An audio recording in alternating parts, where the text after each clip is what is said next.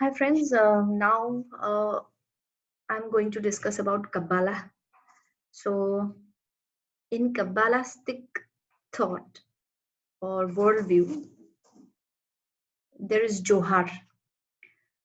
So in Zohar, actually, Zohar is what is actually basically its commentary on Torah. And it is said that Zohar is, it's not important who wrote the Zohar. Actually, it's important who is reading Zohar. It is an inside out book of mysticism. It is very important to understand the inherent meaning of Zohar. So we can say it. What is the key points of Kabbalah, a Kabbalistic thought, or what Kabbalah teaches us ultimately, and how can we like be one with the God energy or the supreme intelligence energy? How would be one? So there are two keys according to Kabbalistic thought or according to the knowledge of the Zohar that actually there are two ways that we can connect to the God energy and we can become one. So let me share one note actually I have written for you. First, in Kabbalah it is said that how we become one with God, there are two ways. Number one, in Kabbalah means the gist of the Kabbalistic thought you can find in Zohar books. So number one, do not resist your desires. It is not your desire. As we are one soul, that might be some other soul's desire that is inside of you, and you are thinking that it's your desire, but actually it's not. See, whenever God had created the entire creation so that we can please Him actually, so we can satisfy His, creative sentiment. It's very beautiful. Why a parent or why a couple chooses to be a parent? Definitely they want to create, and definitely they expect the love and care and sensitive, like what is the word, some kind of sensitivity from the child also. They want to see their reflection on their children, right? They want their children to fulfill those dreams that they couldn't fulfill for themselves. So I'm saying, not saying that God is expecting this from us. I'm just sharing with you that, so God, we have been created as per Kabbalistic thought. We have been created so that we can make God fulfill content. That okay, I have created human beings and they are make me happy, and they are doing the good things, right? So whenever a soul has some desire, God, he asks to the higher self or God energy, and he is given that. So God is a giver, and by giving his souls, he is fulfilling his duty also. So this is this desire and the giving, it is interconnected. So desire will be there. Yeah, that is true. That some souls' desires are different than some other soul. That's totally different on what level that soul is. So it is not actually wise to resist your or our desires. Okay, as we are the part of that collective soul, it is very natural to have desires. Thing is that as we cannot resist the desire, we can respond it in a different way. That is the veil, that is the parda.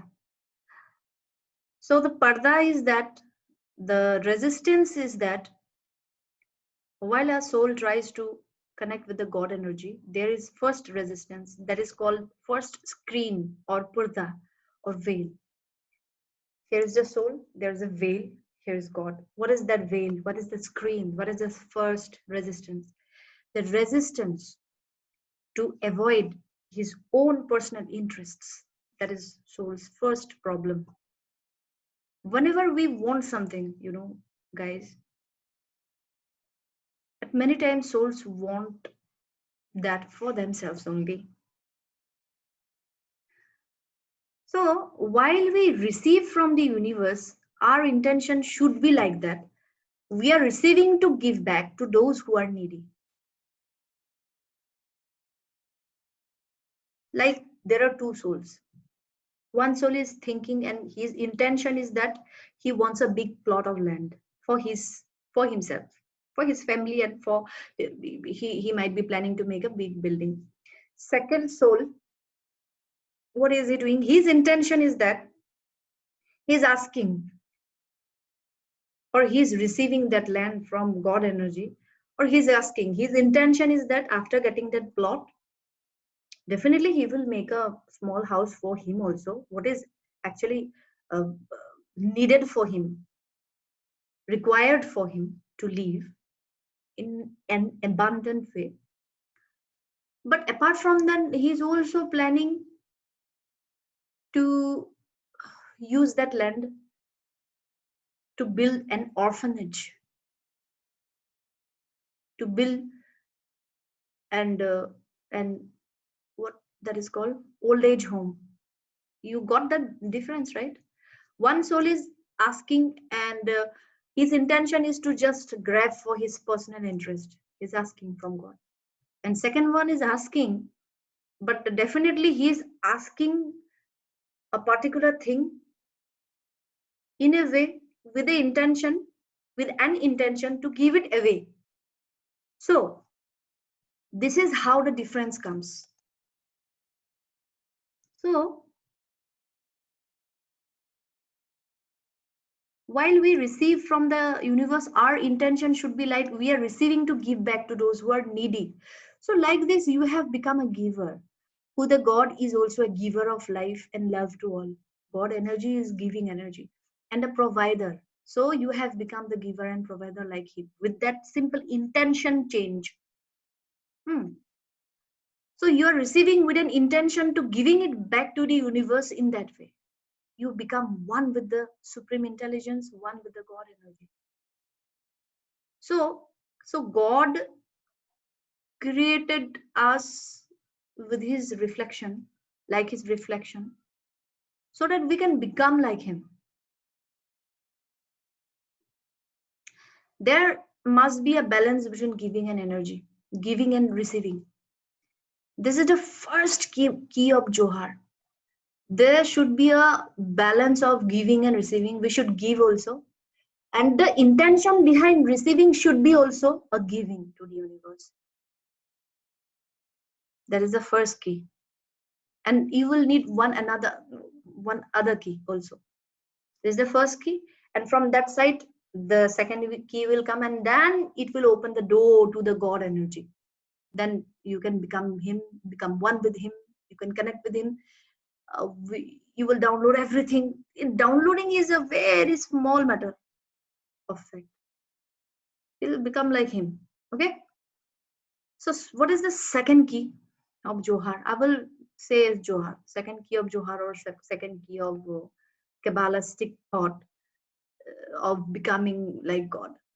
So it is the second key is to love your friend or neighbors or other worthy souls as ourselves. Here, I am putting this word worthy because this worthy word has been added by me, as we cannot heal unworthy negative souls, right? So it is like to love your friend, neighbors, and other worthy souls as yourself or as ourselves. As we cannot, okay, we must love, help, and protect each and every good souls, as we are obsessed with loving, caring, and protecting ourselves. The same way we must take care of others also. In fact, others, That means all good, worthy, needy, deserving souls who actually deserves your love and protection and healing. We must accept and love them and protect them as we are protecting ourselves. Ourselves means total ourselves. You have to regard them, your friend, neighbors, as yourself. Because we are obsessed with our own protection, love, care. We have to revert it. We have we have we have to act like a giver. So we must act as the supreme creator or God or Allah or any word you want to use. So to be like him, we have to work and act like him. Thank you. That is the two key. First is change the receiving pattern and the intention behind it. Be the giver, be the protector, be the provider like God. Second, love your worthy friends, worthy souls, worthy um, living beings like your own self and protect them, love them, heal them. Okay, avoid the negative souls definitely. So that is two keys of Kabbalistic thought. So we learned today that there should be balance between giving and receiving. We must receive, sorry, we must give when we receive